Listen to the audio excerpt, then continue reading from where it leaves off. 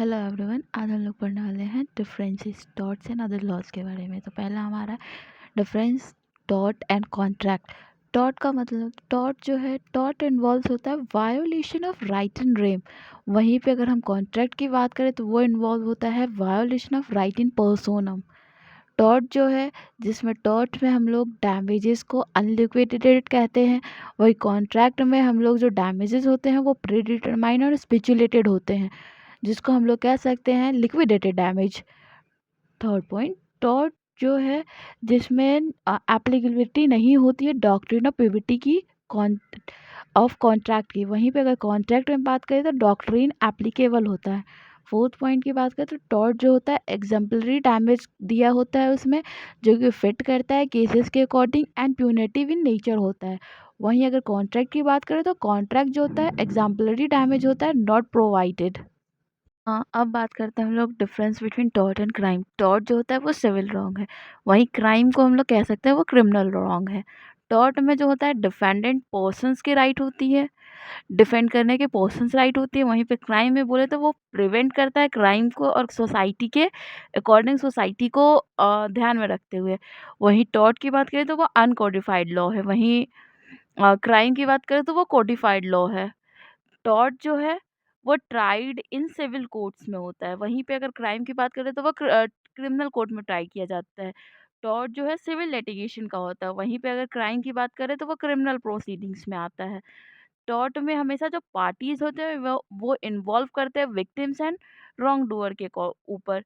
वहीं पे अगर क्राइम की बात करें तो पार्टीज जो है वो इन्वॉल्व करता है, और उसको कहा जाता है स्टेट्स एंड एक्यूज्ड। टॉर्ट में लाइबिलिटी जो होती है वो बेस्ड ऑन होती है नेग्लिजेंस पे, वहीं पे अगर क्राइम की बात करें तो वो डिटरमाइंड होती है beyond a reasonable doubt crime में। और टॉर्ट की बात करें तो मोस्टली कंपनसेशन दिया जाता है, वहीं अगर क्राइम की बात करें तो इसमें मोस्टली फाइन और इम्प्रिजनमेंट होता है पनिशमेंट के रूप में। वहीं टॉर्ट की बात करें तो इंटेंशन नेसेसरी नहीं है किसी भी कंडीशन में। वहीं पे अगर क्राइम की बात करें तो इंटेंशन जो है नेसेसरी है फॉर डूइंग अ एक्ट। अब हम लोग बात करते हैं crime and breach of contract की। तो क्राइम जो है, crime is a public wrong and cause injury to the public as a whole. वहीं पे अगर ब्रीच ऑफ कॉन्ट्रैक्ट की बात करें तो it is a private civil wrong and cause damage to an individual group of individual of opposite party. वहीं अगर हम लोग क्राइम की बात करें तो क्राइम जो है infringement of right and rem है। वहीं पे अगर हम लोग ब्रीच ऑफ कॉन्ट्रैक्ट की बात करें तो ये इन्फ्रिंजमेंट ऑफ राइट इन पर्सोनम है। अगर क्राइम की बात करें तो क्राइम जो है it is tried in criminal court, वहीं पे breach of contract is tried in civil court. crime is the object of criminal law is to punish the criminal। Crime जो है एक ऑब्जेक्ट है क्रिमिनल लॉ का, जिससे कि क्रिमिनल्स को पनिशमेंट दी जाती है, सजा दी जाती है। वहीं पे ब्रीच ऑफ कॉन्ट्रैक्ट की बात करें तो breach of contract is the object of the law of contracts is to provide relief vice versa specific performance of damage in jurisdictor against the breach of contract by the other party or parties। वही अगर breach of contract की बात करें तो ये object है law का, जो कि कॉन्ट्रैक्ट्स को प्रोवाइड करता है रिलीफ देने के लिए। वहीं पे अगर क्राइम की बात करें तो क्राइम जो है, crime in the criminal law, the fine imposed on the criminal convict goes to the states। मतलब क्राइम में जो है फाइन जो है वो क्रिमिनल के अकॉर्डिंग दिया जाता है या उनके कन्विक्ट्स के अकॉर्डिंग दिया जाता है, जो कि स्टेट्स डिसाइड करती है, स्टेट कोर्ट डिसाइड करती है। और केसेस जो बनते हैं on the name of state बनते हैं। ब्रीच ऑफ कॉन्ट्रैक्ट की बात करें तो in law of contract, the defendant is coerced to pay damage to the plaintiff। In other words, amount goes to the plaintiff। Means breach of contract में जो amount दी जाती है एज अ पनिशमेंट, उसको plaintiff को दे दी जाती है, जो कि डिफेंडेंट अगर पे करता है जो फाइन, उसको प्लेंटिफ को दे दी जाती है। हम लोग अब जानते हैं difference between tort and trust. Tort a wrongful act और injury that leads to a civil lawsuit.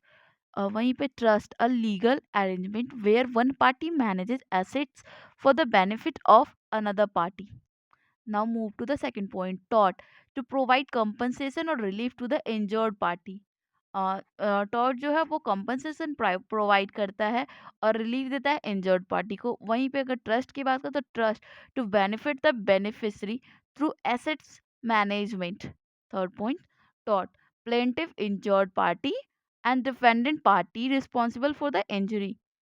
In trust, shelter grantor creates the trust, trustee manage the assets, and beneficiary receive the tort can lead to liability, damages, and compensation. वहीं पर trust creates a legal obligation for the trustee to manage assets in the beneficiary. Fifth point, tort adversarial relationship between the plaintiff and defendant.